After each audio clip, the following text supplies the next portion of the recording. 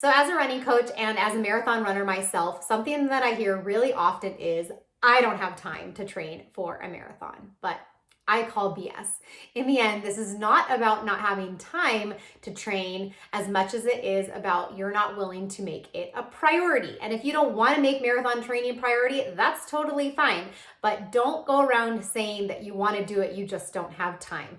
Where there's a will, there's a way. If it's important to you, you will make it work. This is all about trade-offs, which is what we're going to talk about in this video today, along with some other tips to make sure that you are able to get in that training, and you'll see that it is absolutely doable. So the first one is pretty simple, and that is get your run in before the rest of your day starts. Now, this is not an argument between who's better, the AM runner or the PM runner, because essentially the miles are the same. Whether you get them in the morning or you get them done at night doesn't matter, as long as the miles are getting done. The problem is for the person who is an evening, afternoon, lunchtime, PM runner, there are just too many things that can happen in your day that can go haywire, that are essentially beyond your control, that push your run back further and further, that so many times then it just doesn't get done. And then you end up saying, well, I just didn't have time.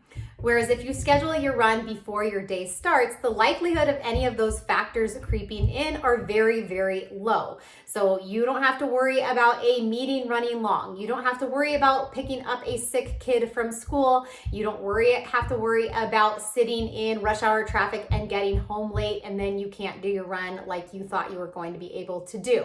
Essentially, if you're getting it done before the rest of your day starts, any of those things that happen may still happen, but your run, it got done, it's out of the way, and then you don't have to worry about it for the rest of the day.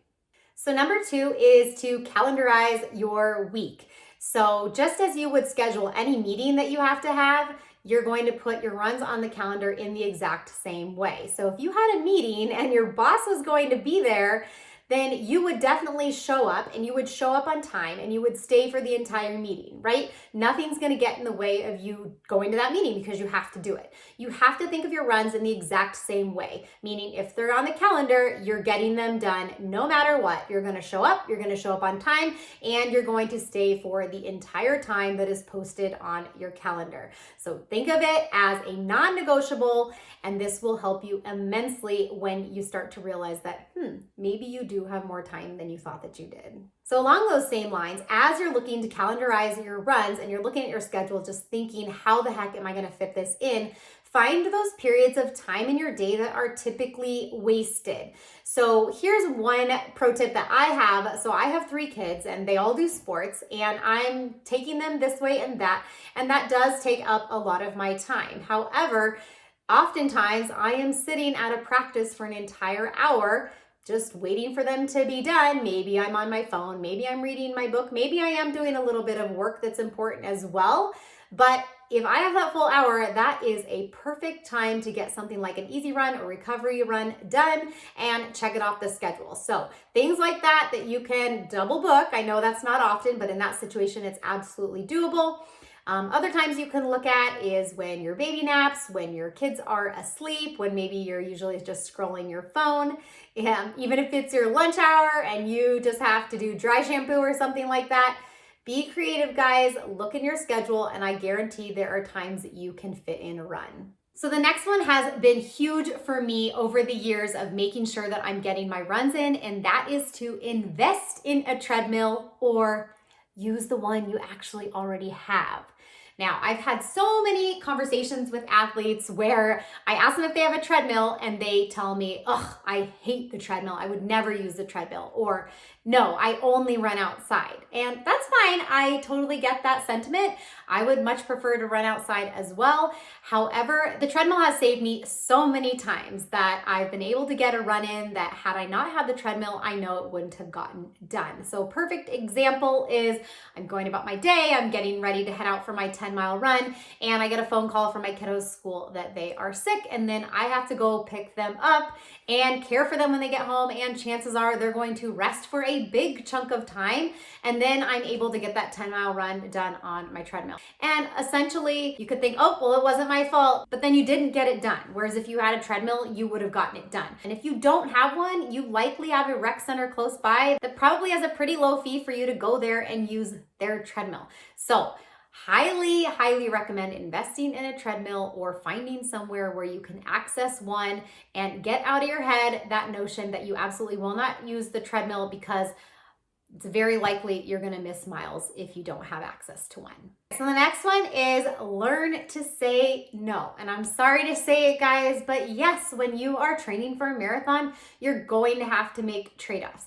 You're maybe going to have to take out some of the things that you previously liked to do, but if this goal matters to you, then you're going to have to look at your schedule and decide what you can take out so that you can manage the time accordingly. So I've actually gotten really good at this over the years and decided what my priority is, and with my training and being healthy and making sure I get to bed on time.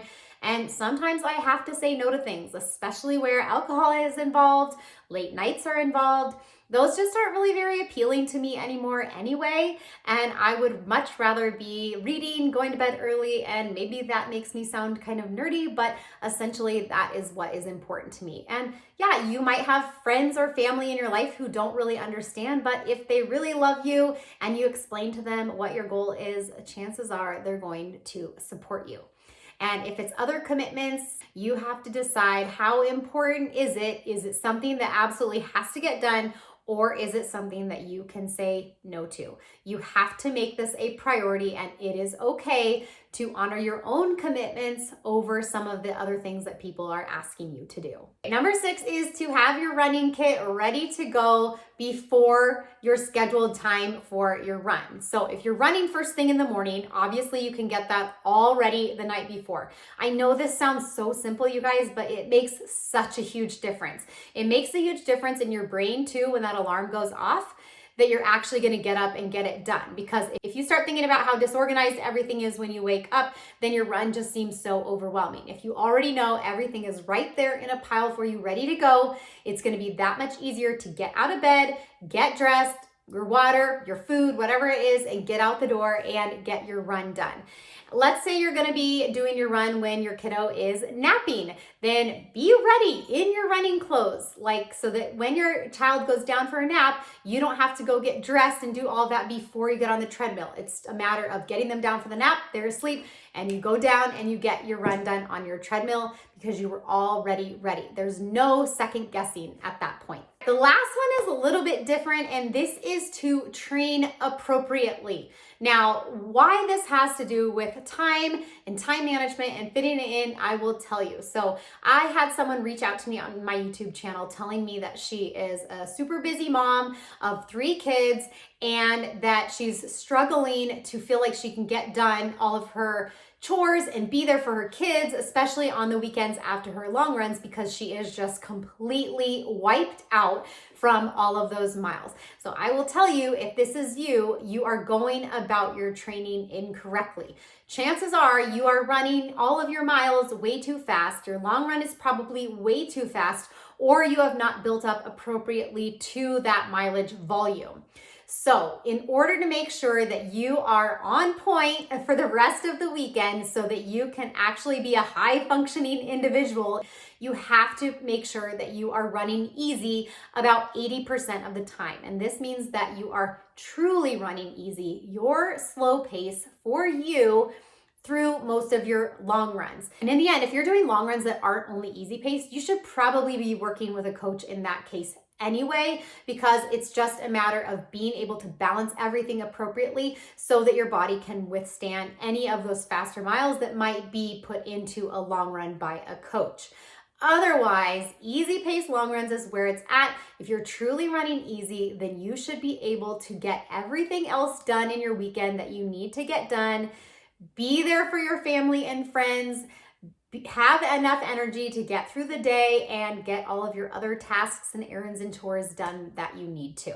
So training appropriately is a big one, and that way you'll feel like you are managing your week like a boss. Now, if the thought of managing all this on your own is overwhelming to you, but you really, really want to train for a marathon, then hire someone. Coaches are for everyone, and as a coach myself, this is a big part of how I'm able to help people. I can't tell you how relieved some people I talk to finally come to me and think, I wish I would have done this sooner. They want to run a marathon, but they just don't know how to put all of the pieces together to make it work. And then I'm the support that they need to help them get on their way and see that, yes, they can fit this in their schedule. Yes, they can do it, and so can you. So if you guys are in that position, reach out to me. We might be a great team to get you on your way to see that you actually can carve out the time to do an awesome marathon training block and have an amazing marathon performance as well. Thanks for joining me, guys, and I will catch you in the next video.